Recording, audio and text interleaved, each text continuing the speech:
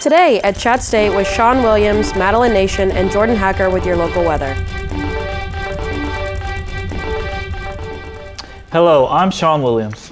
And I'm Madeline Nation. Hope you're having a wonderful day. How about those classes?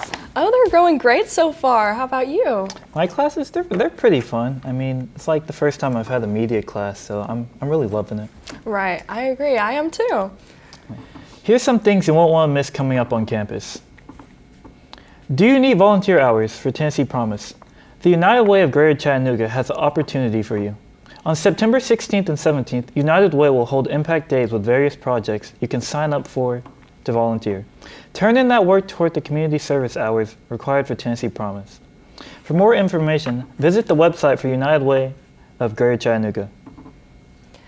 Do you like movies, music, anime, video games, podcasts, and or other types of media? Would you like to create content like this newscast or a talk show? Want to compete at esports or commentate gaming? The Chattanooga State Media Club exists to promote all of that and more. Come check out the club's first meeting this Thursday at 12:30. That sounds like fun. Are you addicted to social media? What are your online distractions? Our team spoke with students on campus about what social media platforms they use the most. Hey, it's Sean Williams with Anna Smith and Serenity Crittenden behind the camera. And today we're going to be interviewing students around Chattanooga State. So my first question is, do you use social media? Yes. What apps do you majority use? Snapchat, Instagram, TikTok. Snapchat, Instagram, TikTok. I have Facebook, but I don't use it that much. Girl, same. My favorite one is Snapchat because you can just kind of use it, get off within like 5 minutes. I sometimes use Instagram and Facebook pretty equally. Well, I text friends and family and I email teachers, but other than that, no. I just think that it's kind of not the best thing I could do with my time. Plus, I don't have anything to post. Yeah, all the time. And what is your most used app? Probably Instagram. Yes. And what apps do you use the most? I think the most TikTok, and then Instagram, and then Snapchat. Or what is your take on social media? I think it's both harmful and beneficial. It's like mental state, so some people can't handle it as much, so I feel bad if I'm like too much on it. So then I don't want to be the other people's downfall of like posting too much and hey, look what I'm up to, look how great my life is. But to keep up with some people, I think it's very important. Social media has a lot of negative influence on people sometimes, and I just figure why bother with it if I don't have anything to share, right? Yeah. All right. Have you heard of Andrew Tate? Yes.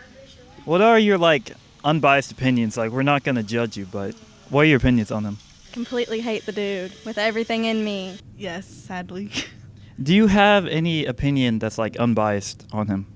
Unbiased, probably not, because I am a woman and just what he said. I don't agree with a lot of the things he says. I like that he is open to speak his mind about things. I like that he's confident in that.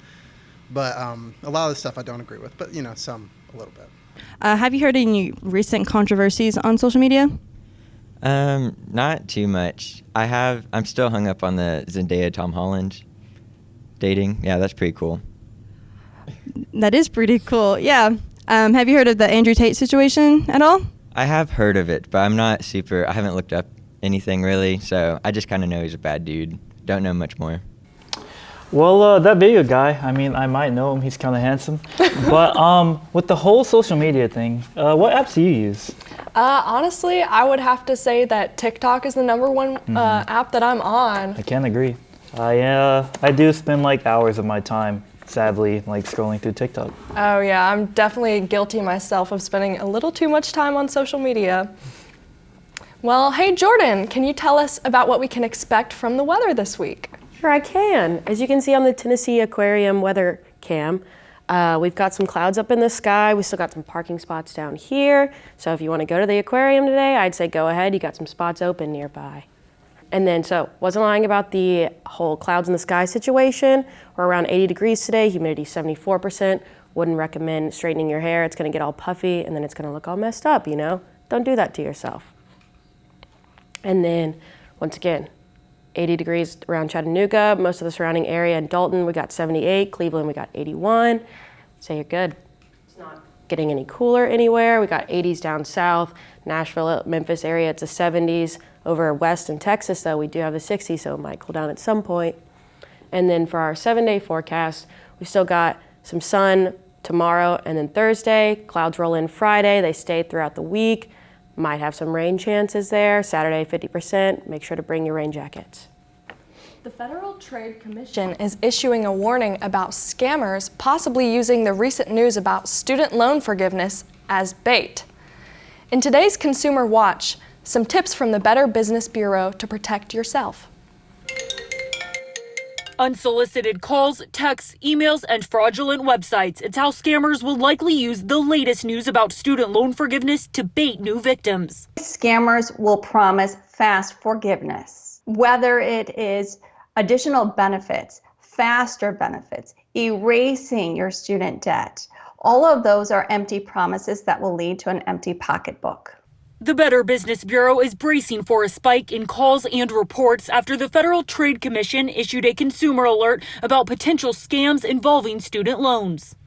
Last Wednesday, President Joe Biden announced a plan to address student loan debt, including debt forgiveness for certain borrowers. The BBB says scammers may use the news to attempt to defraud borrowers looking for eligibility information. It's important to know that the government is not allowed to call you about your student loan unless you've given permission. The Better Business Bureau has these tips to protect yourself. First, understand that these government programs are free to sign up for, and that anyone offering you help for a fee is a red flag.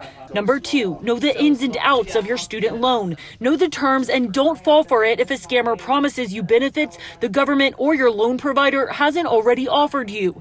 Number 3, do your research. Look up the lender or company reaching out to you to find out if there's a scam artist on the other end of the line. Number 4, look twice before you click. The BBB says some imposters often create lookalike government websites, so pay attention to the URL. And finally, protect your private data. Don't give out your social security number, federal student aid ID, or any other personal information. For today's Consumer Watch, I'm Cole Higgins. Ah, phooey, don't we hate those scammers? I know, you gotta be careful nowadays. Yeah, make sure to know everything about your student loans so that doesn't happen to you. Well, it looks like that's it for today at Chattanooga State. Have a great day.